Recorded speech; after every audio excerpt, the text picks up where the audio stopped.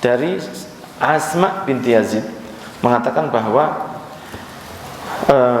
lengan baju Rasul itu komisnya itu sampai di ar-ruzq, mifsal, di sendi antara lengan dan tangan sampai sekian, ya seperti baju jenengan ini, tidak berpanjang karena orang-orang dulu sering dipanjangkan supaya menunjukkan bahwa dia kaya.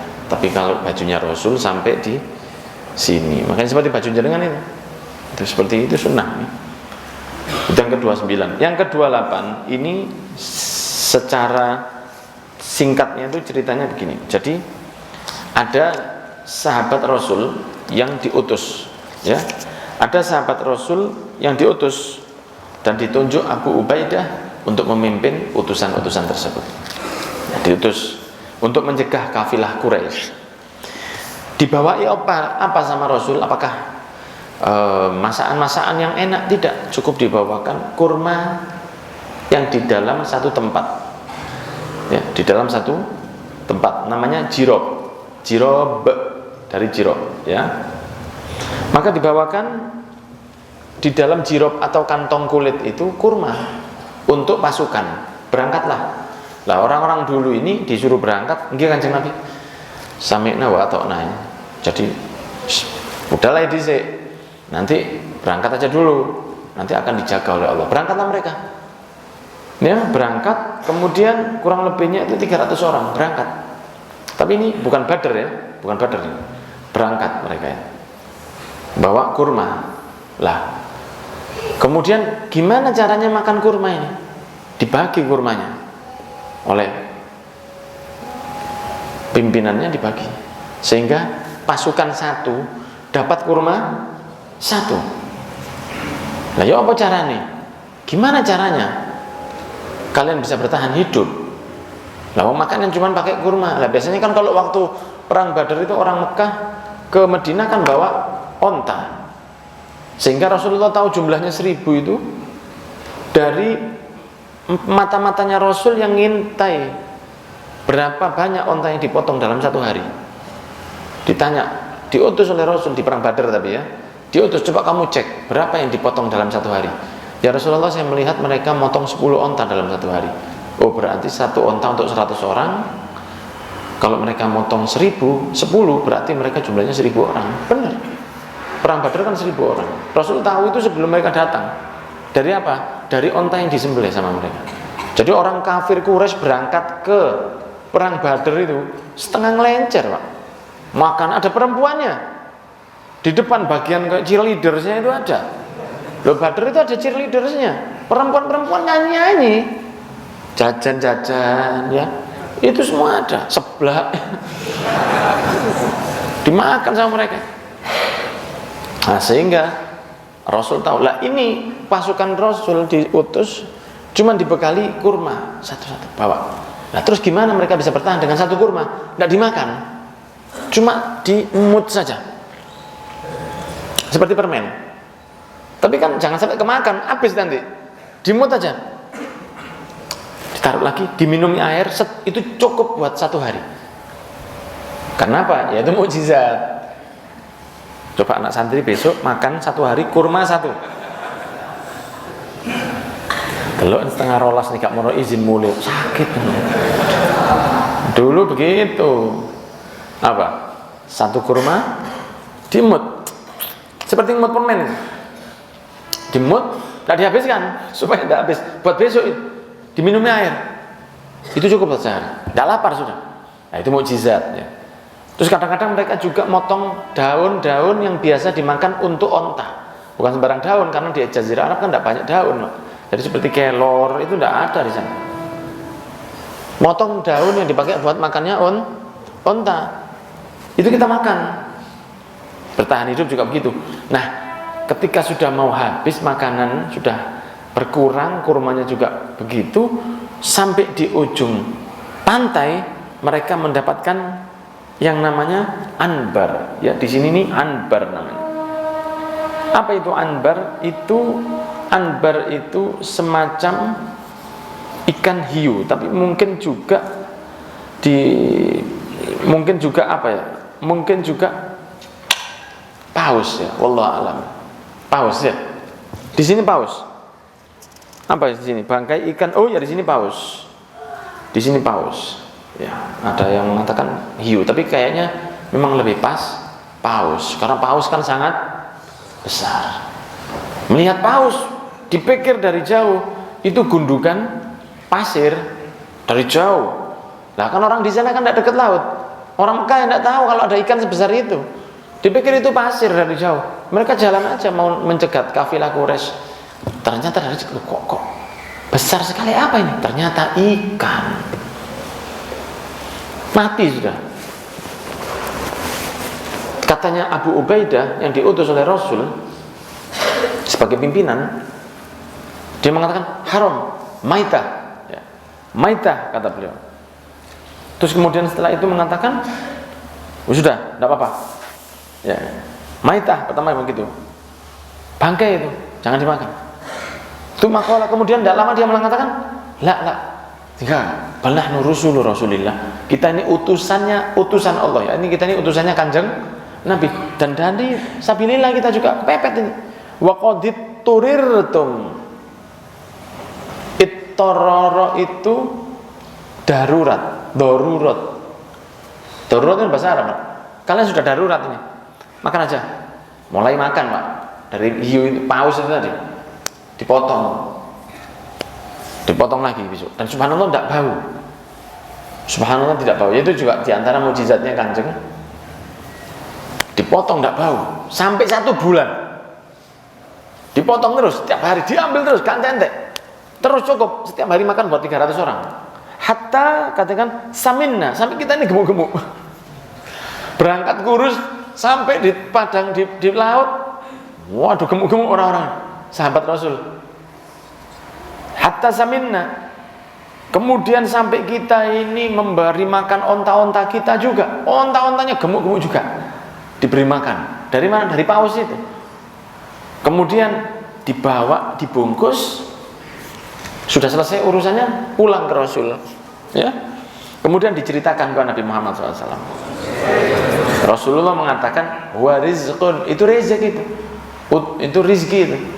Akhrajahullahu lakum, dikeluarkan dari laut oleh Allah untuk kalian. Maka Rasul bertanya supaya kita tidak takut makan bangkai ikan. Fahal ma'akum min lahmihi syai' fatut'imuna, kamu bawa enggak? Apa namanya? Bontot enggak kalian ini? Dari sana tadi ikannya. Oh, ada Rasul, ini dagingnya. Ayo kita sini saya makan. Farsalna ila Rasulillah minhu fa'akalahu, diberikan kepada Kanjeng Nabi dan dimakan oleh Kanjeng. Nah, ini apa diantaranya? Perjuangannya para sahabat Rasul. Satu, mereka tidak mikir kalau untuk Rasul, tidak mikir saja. Berangkat aja dulu. Loh, kita berangkat cuma 1 kurma, berangkat aja dulu. Mereka kan tidak tahu kalau ada ikan paus nanti di sana. Kan tidak tahu mereka. Karena mereka mantap. Diberi makanan oleh Allah. Ikan paus 1 bulan 300 orang setiap hari makan dan tidak habis. Kalau kita tidak terlalu yakinnya kecil ya, dapatnya ikan lohan, Pak. Tapi karena yakin, berangkat aja dulu. Di sana apa katanya? Diberi makan oleh Allah, dan untuk menunjukkan kepada kita bahwa Rasul itu mau makan yang dari laut, sehingga Rasul mengatakan berikan kepada saya. Itu contohnya sabarnya para sahabat. Kemudian yang ke-30, atau kalau yang di sini yang ke-29, halaman 256. Ini sahabat Jabir bin Abdullah. Sahabat Jabir diceritakan bahwa ketika kita sedang menggali perang Khandaq, itu ada satu tanah atau satu batu cadas yang tidak bisa digali. Jadi kita tuh tidak bisa menggalinya. Maka Rasulullah SAW dikatakan, ya Rasulullah, ada yang kudiyatun aradat fil Khandaq. Ya, Rasulullah, ini ada tidak bisa di kudiyah ini satu tanah atau satu batu keras, kita tidak bisa menghancurkannya. Maka Rasul mengatakan, ana nazilun, saya turun, kata Rasul. Turunlah Nabi Muhammad SAW. Turun beliau, kemudian beliau di dalam perutnya terlihat ada batu untuk mengganjel ke rasa laparnya. Jadi saking laparnya, perutnya Rasul itu diganjel pakai batu. Nah, sahabat itu kelihatan, ya Allah, Rasulullah lapar berarti. Karena mereka 3 hari cuman tidur aja, minum sedikit-sedikit, tidak ada makanan. Menggali parit untuk orang perang Khandaq. Nah, sehingga ketika Rasulullah SAW turun tidak pakai baju, dan bajunya ini tertutup oleh tanah, karena Rasul ikut macul juga. Nah, setelah Rasul turun, batu di perutnya ini kelihatan sahabat yang, ya Allah, Rasulullah kelaparan ini. Akhirnya Rasul ngambil pemukul, ya mungkin semacam kapak atau semacam linggis begitu, dipukulkan 1 kali sama Rasul, bleng, itu hancur jadi seperti pasir yang lembut, ya, hancur menjadi pasir yang lembut, atau hancur seperti apa ya, seperti ya mungkin seperti debu, gitu. Habis, mukjizat, dan hancur. Lah setelah itu sahabat Jabir yang rumahnya dekat dengan Khandaq bilang ke Rasulullah, ya Rasulullah, saya izin ya pulang sebentar. Oh ya, pulanglah dia, pulang, pamit ke Rasul, pulang sebentar. Idzan li ilal bait, izinkan saya pulang. Oke. Maka dia bilang ke istrinya, ra'aitun nabiyya sallallahu alaihi wasallam syai'an, saya melihat Rasulullah. Ma fi dzalika sabrun, sabar luar biasa. Ya. Dan saya tidak tahan lihat itu. Nah, kira-kira kamu punya apa? Saya punya gandum dan beberapa makanan, ya. Kambing kecil, cempe bahasa Jawanya. Saya punya cempe, kambing kecil. Dan saya punya gandum. Oke, gitu aku sembelih aja. Giling aja daging gandumnya, nanti dimasak, ya. Kemudian nanti diadonan, dibuat roti dalam panci, kemudian apa? Dimasukkan ke dalam seperti masakan gitu, adonan. Ya masakan zaman dulu ya, kita usah kira nih doyan kalau kita itu. Oke, disembelih, dikasih istrinya, potongi dagingnya campur sama kuah, kasih rotinya, istrinya, wis saya tak panggil Rasulullah. Gimana Mas? Yang istrinya masak. Si sahabat Jabir balik ke Rasulullah, pelan-pelan ke Rasulullah. Nabi Muhammad, ini saya punya makanan. Oh ya? Iya Rasul. Jadi kan boleh ngajak 1-2 orang, boleh 1 atau 2 orang gitu Rasul.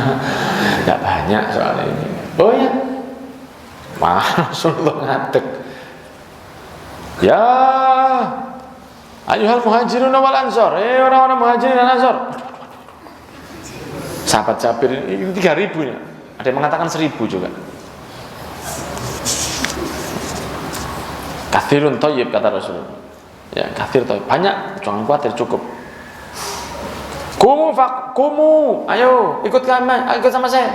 Kata Nabi Muhammad SAW. Kalau yang di riwayat yang lain, fahayya hala. Jadi hala itu kadang-kadang gitu, hala. Kadang-kadang orang Arab kalau bilang itu begitu. Ayo berangkat ya, hala. Kalau ayo itu juga bisa hayya. Cuma kalau ngomong samaan hayya bina ila madrasah, itu kan dari kitab Pak. Kalau ngomong sama orang hayya ala sholah gitu. Ya, kalau ngomong kan tidak begitu. Hala, ya hala, maksudnya oke. Ya. Nah, Rasulullah mengatakan fahayya hala, ayo, betul Pak.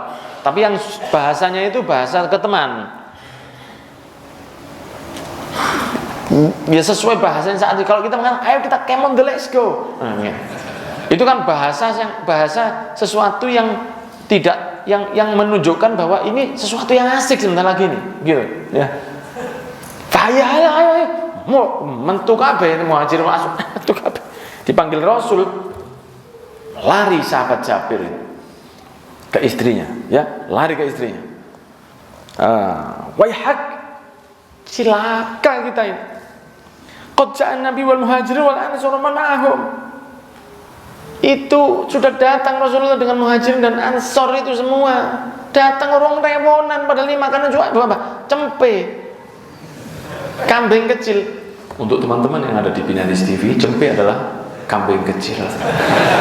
Cempe, kambing kecil. Loh ini kok sudah bisa buat orang 3.000, sudah 1.000 orang, ini gimana?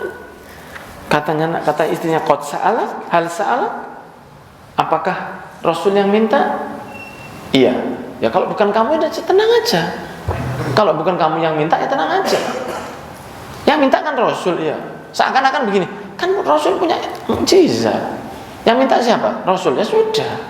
Wah, jadi perempuan-perempuan singa teman singo teman ini ya. Siapa yang minta? Rasul. Ya sudah, ini minta Rasul kok. Datang Rasulullah. Jangan diaduk, jangan dibagi, jangan diapa-apakan. Saya yang ngatur nanti. Maka Rasul masuk. Jangan rebutan, semua pelan-pelan, semua dapat, kata Rasul. Ya, maka Rasulullah SAW mulai ambil roti, dikasih kuah, ambilkan daging, monggo. Waduh, ini 3 hari tidak makan, macul dok, Pak. Anda mungkin macul itu siang, ini malam juga macul. Dan bukan seperti jenengan kan sudah biasa macul itu. Mungkin, ya kan sudah biasa, jadi tidak capek. Orang kalau tidak biasa macul, lah mana mereka macul? Sahabatnya Rasul. Dan mereka tidak punya pacul, Pak. Pacul goang. Mana paculnya mereka? Mereka bukan petani kan. Tidak tahu dulu maculnya pakai apa itu. Susah sekali. Dan paritnya itu luar biasa lebar dan panjang. Sudah 3 hari tidak makan sama sekali. Banyak yang ketiduran saking capeknya. Gantian sambil nyanyi-nyanyi sambil gosidan. Saya lupa gosidanya. Pacul sudah kasih makan ini. Waduh sehat ya. Mantu 2, 3. Nah, maka dikatakan ada di riwayat yang kedua itu dikatakan ketika Rasul datang fa akhraj ajinana fa basakha fihi. Ketika sudah adonannya keluar diludahi sama Rasul. Diludahi barokah. Diludahi. Diaduk sama Rasul. Bagikan. Fa basakha ya, diludahi. Dan ini riwayatnya sahih, dibagikan 1, 2, 10, 100, 1.000, 500, makan semua sampai semuanya kenyang. Nah, dikatakan begini, waqdahi min burmatikum wala tunziluha wa hum alf fa uqsimu billahi, saya bersumpah atas nama Allah, katanya sahabat Jabirin, la akalu hatta tarukuhu wan harafu, mereka semua makan cukup sampai kenyang. Padahal mestinya buat orang 3. Wa inna burmatana lataqitu kamahi, dan sedangkan adonan kami ya tetap seperti itu, tidak berkurang. Wa inna ajinana la yukhbazu kamahi, semuanya tetap seperti biasa.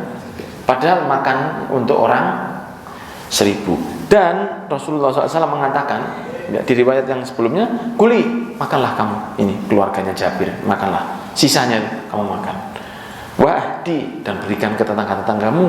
Fa inna nasa asobahu maja'ah, karena manusia sekarang sedang dalam keadaan lapar. Allahumma sholli ala Muhammad. Ini dulu laparnya orang-orang zaman dulu, 3 hari tidak makan sama sekali, macul. Jadi antum kalau macul lapar, kebetulan ya, yang macul, kalau tidak macul tidak perlu dipaksa.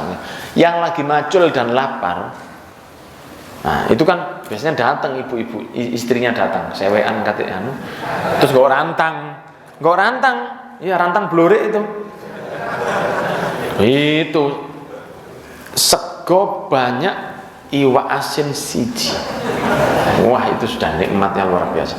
Nah, waktu antum lapar dalam macul, itu antum niatkan begini, ya Allah, lapar dan macul ini saya niatkan seperti lapar dan maculnya Kanjeng Nabi waktu perang Honda. Gitu, jelas ya?